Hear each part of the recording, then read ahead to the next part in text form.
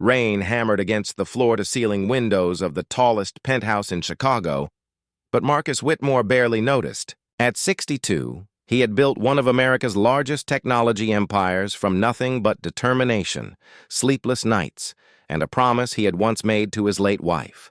Yet on this cold November evening, the billionaire who had everything was about to lose the one thing money could never buy: trust. The greatest betrayal never comes from strangers. It comes from the people you would trust with your life. And Marcus was only hours away from discovering that the man he considered family had been quietly stealing everything he had worked for. But fate had one final surprise waiting at his front door. Before we begin this unforgettable story, take a moment to like this video, subscribe to Kindness of Power, and share it with someone who believes kindness can still change lives. Also, let us know in the comments, what city and country are you watching from? We'd love to hear from you and welcome you to our growing family. Marcus Whitmore wasn't known as the billionaire who owned skyscrapers, private jets, or luxury resorts. Across America, people admired him because he remembered employees' names, paid college tuition for workers' children, and secretly donated millions to hospitals without asking for recognition. But after losing his wife Emily to cancer 7 years earlier, Marcus slowly withdrew from the world. His only constant companion became his longtime chief financial officer, Daniel Cross. Daniel had worked beside Marcus for nearly 25 years. He attended family dinners, celebrated birthdays, and even stood beside Marcus at Emily's funeral. People often joked that Daniel knew Marcus better than Marcus knew himself. Sadly, that was true. Daniel knew every password, every investment, every weakness, especially the loneliness that haunted the billionaire. Marcus never questioned. Daniel will handle it, he would always say. Whenever someone asked about company finances, those words would soon become the biggest mistake of his life. Meanwhile, across town, a young woman named Grace Harper quietly finished another exhausting shift at a neighborhood community clinic. Grace wasn't wealthy. She drove a 15-year-old Sedan whose heater barely worked. Her apartment was small, enough that the kitchen and living room almost touched each other, yet somehow everyone around her felt richer after spending time with her. She remembered elderly patients' birthdays. She brought homemade soup to neighbors who were sick. Every Friday evening she volunteered at a shelter because her mother had once told her, the strongest people aren't the ones who hold on to everything. They're the ones who keep giving. Grace never imagined that within 24 hours, her life would collide with one of the richest men in America. Back at Whitmore Global Headquarters, Marcus prepared for the annual board meeting. Something felt different. Bored. Members avoided eye contact. Conversations stopped when he entered the room. Even Daniel seemed strangely nervous.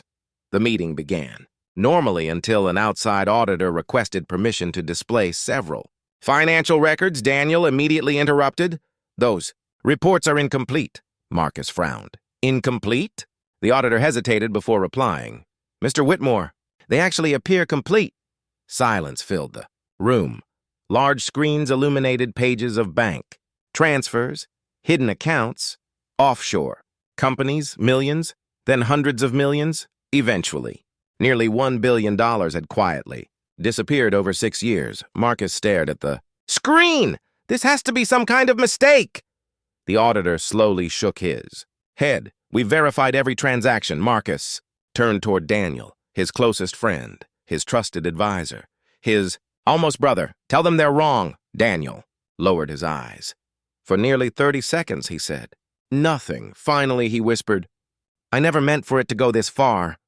Marcus's heart shattered. It wasn't only the money, it was every birthday celebration, every handshake, every comforting conversation. After Emily died, every promise, every memory, all of it suddenly felt fake. Daniel confessed that he had created dozens of shell companies, manipulated records, and redirected investments for years. No one noticed because Marcus trusted him completely. Police arrived before sunset. As officers escorted Daniel away, he looked back. I'm sorry. Marcus didn't answer. Some Betrayals are too deep for words. That evening, the billionaire returned to his empty penthouse. Without Emily, without Daniel, without anyone he truly trusted for the first time in decades, the silence inside his home felt unbearable. He wandered through rooms filled with priceless paintings and handcrafted furniture, yet everything seemed painfully empty. Money had built the house. Love had made it a home, and now both felt gone in the following morning. Marcus canceled every meeting. He ignored phone calls. News channels covered the financial scandal. Non-stop, reporters camped outside his building. Employees feared the company might collapse. Investors panicked. For the first time in 40 years, Marcus considered walking away from everything. Late that afternoon, his house manager informed him that the regular home care assistant had become seriously ill. "We found a temporary replacement," the manager explained. Marcus barely listened. Fine. An hour later, the elevator doors quietly opened. A young woman stepped into the penthouse, carrying nothing more than a small canvas bag and a warm smile. "Good afternoon, Mr. Whitmore." Marcus looked up without interest. "You must be the replacement?" "Yes, sir." "My name is Grace." She noticed newspapers scattered across the floor, cold coffee sitting untouched, curtains closed despite the bright afternoon sunshine. She also noticed something no one else had, the loneliness in Marcus's eyes. Unlike everyone else, she didn't mention the scandal. She didn't ask about the missing billions. She didn't speak about the headlines. Instead, she walked toward the windows. "Would you mind if I open the curtains?" Marcus shrugged. Sunlight flooded the room. For the first time in days, warm golden light reached the walls. Grace smiled gently. "My mother always said darkness grows stronger when we help it hide." Marcus looked at her with quiet curiosity. No employee had ever spoken to him that way. No fear, no flattery, just simple kindness. As Grace prepared a fresh cup of coffee in the kitchen, Marcus found himself watching her. She hummed softly while working. She treated his home as if peace mattered more than perfection, for reasons he couldn't explain. The enormous emptiness inside him felt just a little smaller. Neither of them knew it yet. But the woman who had just walked through his front door was about to uncover a truth even more shocking than Daniel's betrayal, and this time it wouldn't just save Marcus Whitmore's fortune. It would save his heart.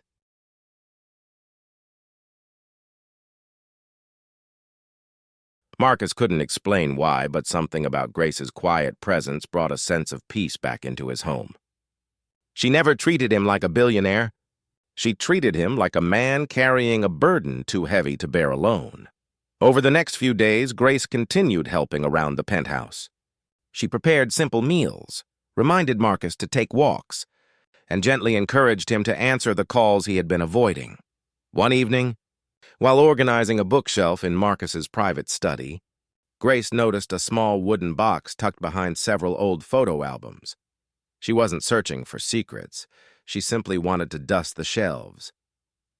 When she picked up the box, a folded envelope slipped onto the floor. On the front, written in elegant handwriting, were 4 words. "For Marcus, if needed." Grace hesitated. She carried the envelope to Marcus. "I think this belongs to you." Marcus stared at the handwriting.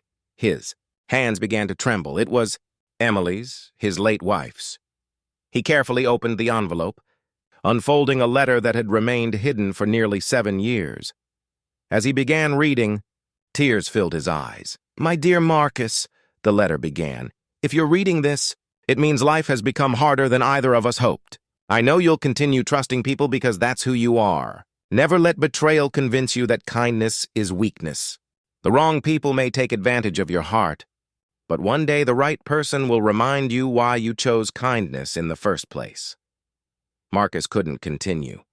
His voice broke. Grace quietly stepped back, giving him the privacy to grieve.